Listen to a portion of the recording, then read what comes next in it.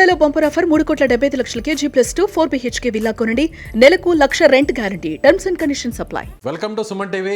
ప్రస్తుతం ఇరాన్ మీద ఇజ్రాయెల్తో కలిసి అమెరికా చేస్తున్నటువంటి దాడులు ఒక రకంగా ఇది మూడవ ప్రపంచ యుద్ధానికి దారితీస్తుంది. ఇప్పటికే అటు ఇజ్రాయెల్లోనూ ఇరాన్లోనూ చాలా యుద్ధ వాతావరణ పరిస్థితులు ఏర్పడ్డాయి. ఎప్పుడు ఏం జరుగుతుందో తెలియనటువంటి పరిస్థితి ఉంది. దీని గురించి డిస్కస్ చేద్దాం. మనతో పాటున్నారు ఇండియన్ అంబాసిడర్గా వివిధ దేశాల్లో పశ్చిమ ఆసియా దేశాల్లో పనిచేసినటువంటి వినోద్ గారు కూడా ఉన్నారు. వినోద్ గారు, మీరు చెప్పండి. సో ప్రజెంట్ ఉన్నటువంటి సిచ్యువేషన్ చూస్తే మీరు ఇదే ఏషియన్ కంట్రీస్లో ఇండియన్ అంబాసిడర్గా పనిచేశారు. సో ఇప్పుడు ఇస్లామిక్ కంట్రీస్ అన్నిటి కూడా మెయిన్ మెజారిటీ రోల్ అంతా కూడా అమెరికాకు సపోర్ట్ చేస్తుంది. ఇలాంటి సిచ్యువేషన్లో ఇజ్రాయెల్ మీద నుంచి అటు ఇరాన్ మీద అటాక్ చేయాలంటే ఖచ్చితంగా ఈ దేశాల మీద నుంచే క్షిపణులన్నీ కూడా వెళ్ళాలి. సో ఇప్పుడు ఈ దేశాలు తటస్థంగా ఉంటాయా, లేదంటే ఇరాన్కి సపోర్ట్ చేస్తాయా, లేదంటే అమెరికాకు అంటే ఇండైరెక్ట్గా ఇజ్రాయెల్కి సపోర్ట్ చేస్తాయా? మనం ముందు ఒక విషయం, ఎందుకనంటే ఈ వారు మాంగరింగ్ ఏదైతే ఉందో ట్రంప్ మెదడులో, ఆయన ఎప్పుడు ఎలక్షన్ టైంలో ఆయన క్యాంపెయినింగ్ చేసి no more war for America, I'm peace loving, I will stop every war అన్నాడు కదా. అంటే దానికి ఆల్మోస్ట్ జస్ట్ 300 degrees రివర్స్ లో వచ్చేసి ఇప్పుడు అన్ని వార్లే మొదలు పెడుతున్నాడు ఆల్మోస్ట్. సో అందుకని దానివల్ల ఇప్పుడు ఇరాన్ ఏమన్నాడు, ఇప్పుడు 47 years నుంచి ఇలా యాంటీ అమెరికన్ యాటిట్యూడ్ ఇరాన్ ఉన్నది. అమెరికా డెత్ టు అమెరికన్ ఎప్పుడైతే ఇరాన్ మొదలు పెట్టిందో పాలసీ, ఇరాన్కు ఇప్పుడు మేము సీరియస్ గా బుద్ధి చెప్పాలనుకున్నాం అని ఇప్పుడు స్టేట్మెంట్ కూడా ఇచ్చేస్తారు.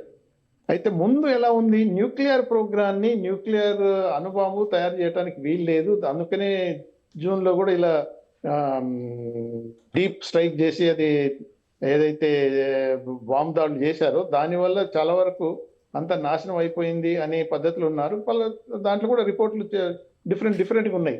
కొంతవరకు ఏంటంటే మెటీరియల్ అంతా వేరే ప్లేస్కి మార్చారని, అంత అనుకున్నంత డ్యామేజ్ చేయలేదని, వాళ్ళ ఇంటెలిజెన్స్ అయిందని, ఈయనేం కాలేదని. సరే ఏదున్నా ఇప్పుడు వచ్చిన పరిస్థితిలో American demands nuclear programme total halt అనేది, తర్వాత బ్యాలిస్టిక్ మిసైల్స్ తయారు చేసుకోవద్దు అనేది, ఇప్పుడు ఫైనల్గా ఏంటంటే రిజ్యూమ్ చేయి.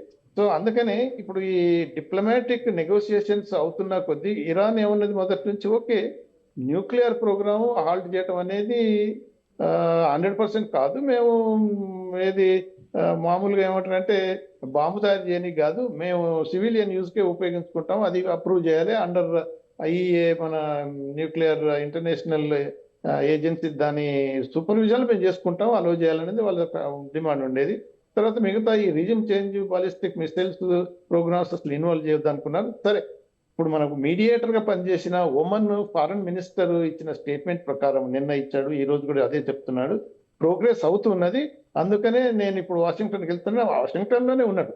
సో దానివల్ల ఏంటంటే అది ట్రంప్ వ్యవహారం చూస్తే ఇటువైపు నెగోషియేషన్ చేపిస్తున్నానని చెప్పి అటువైపు అన్ని ప్లాన్లు చేసుకుంటూనే ఉన్నాడు ట్రంప్ అటాక్ చేయడానికి. నెతన్యాహు పోయి మొన్ననే కదా ప్రైమ్ మినిస్టర్ అక్కడ విజిట్ కాకముందే అక్కడ పోయి మాట్లాడి వచ్చినప్పుడే తెలిసిపోయింది.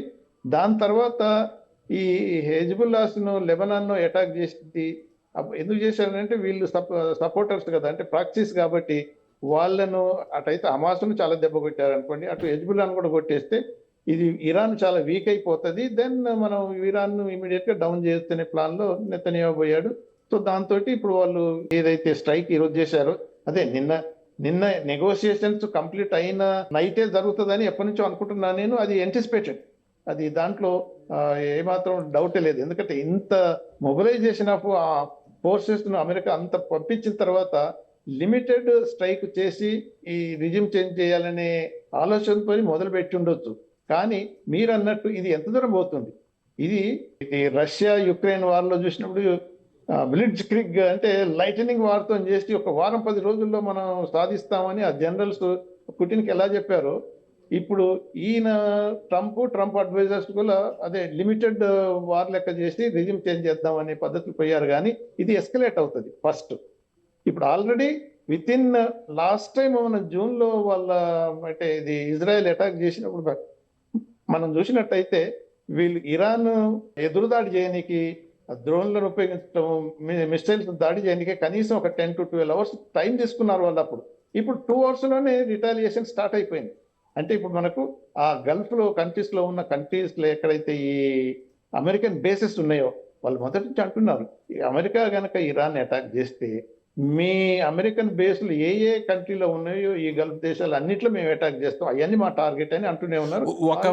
ఒకవేళ వినోద్ గారు, ఒకవేళ అదే జరిగితే గల్ఫ్ కంట్రీస్లో ఉన్నటువంటి అమెరికన్ ఎయిర్ బేసెస్ మీద నేరుగా ఇరాన్ అటాక్ చేస్తే అప్పుడు ఆ దేశాలన్నీ ఎవరి వైపు నిలిచే అవకాశం ఉందంటారు? ఇప్పుడు ఆల్రెడీ చేసింది. ఇప్పుడు ఏంటంటే ఇప్పుడు ఆ గల్ఫ్ కంట్రీస్ లో ఉన్నది వాళ్ళు they are caught in dilemma, అడకత్తలు పడ్డట్టున్నది.